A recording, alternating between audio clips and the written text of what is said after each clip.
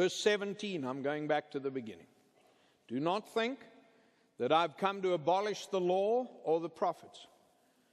I've not come to abolish them, but to fulfill them. For truly I say to you, until heaven and earth pass away, not an iota, not a dot will pass from the law until all is accomplished. Therefore, whoever relaxes one of the least of these commandments and teaches others to do the same will be called least in the kingdom of heaven. But whoever does them and teaches them will be called great in the kingdom of heaven. For I tell you, unless your righteousness exceeds that of the scribes and the Pharisees, you will never enter the kingdom of heaven. Jesus looked at these people who regarded the law in such a high way, and he said, they try to follow it by the letter, but they cannot do it.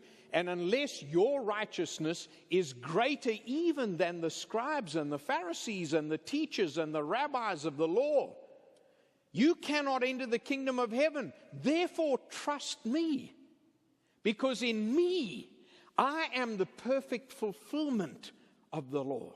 And when you give your life to me, I am the one who makes it possible for you to be able to meet the standards of God's righteousness.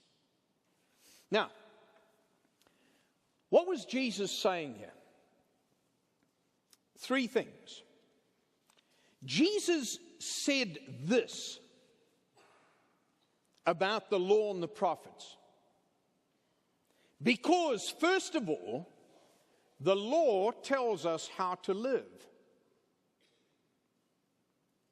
Why did Jesus say, I haven't come to abolish the law? Why would Jesus say that? For one simple reason, because the law was given to teach us and to tell us how to live according to God's standards.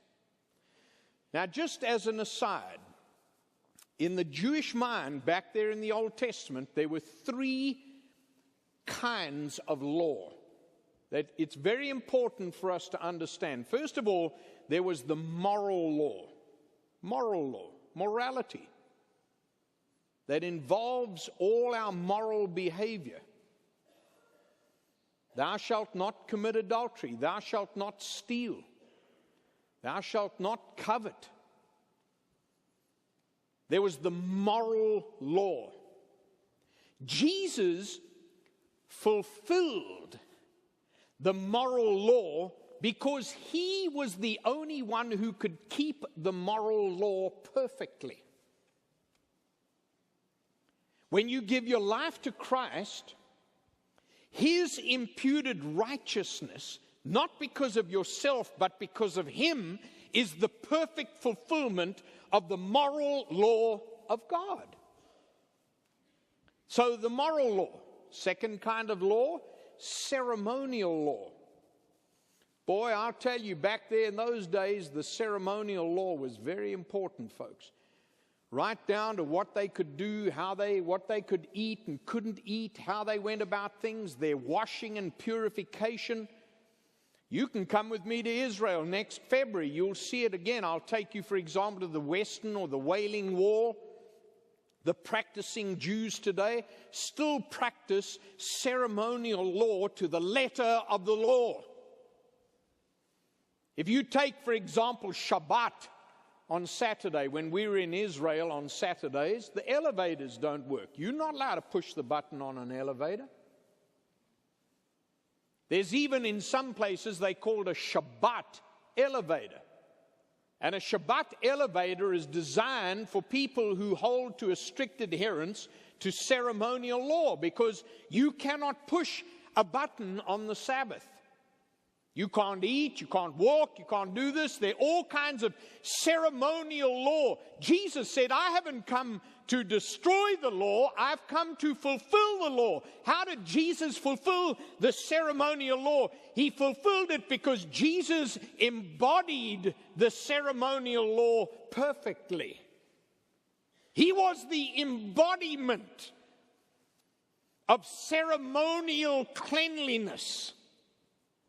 He was the embodiment of everything that was right in the eyes of a holy and a righteous God. Moral law, ceremonial law. What was the third type of law back in this day and age? Judicial law. Judicial law. Judicial law has to do with justice. The law of the land, right? And boy, were there laws about how to do right and how to do wrong, crime and punishment and all the things that went together with the judicial law of the land from the time the children of Israel were brought out of bondage. And Jesus fulfilled every tenet of judicial law because he personified God's perfect justice. So no wonder Jesus said, I didn't come to replace the law, I came to fulfill it. I came to make it work for you because you cannot make it work for yourself. You will never measure up to God's moral law. You will never measure up to God's ceremonial law. You will never measure up to God's just law. You will never do it. His judicial law is absolutely way beyond anything any human being. You will never be just in your own eyes. But Jesus Christ is, because he's God. Put your trust in him.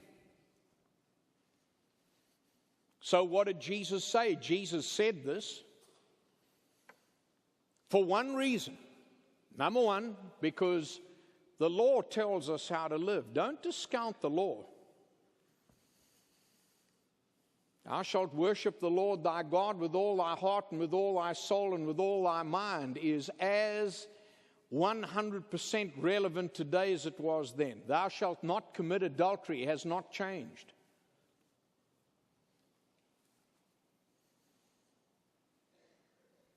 Jesus said this to these people right in the middle of all his sermonizing and all his healing and his teaching and his ministry. He told them, don't make an assumption about me. Number one, because the law tells us how to live. Number two, because the prophets tell us what we should be aware of. Did you notice he included the prophets? So when you get into Genesis and Exodus, and you start unpacking in Leviticus and Deuteronomy and see all these laws, I'm being very simplistic right now, but really in reality the prophets come using the law, the moral law, the ceremonial law, and the judicial law as the foundation for what they are saying to present to those who belong to God all that is necessary that they need to be aware of. So what did the prophets make us aware of? Everything about the coming Messiah. Everything in the Old Testament points to Jesus. And all the events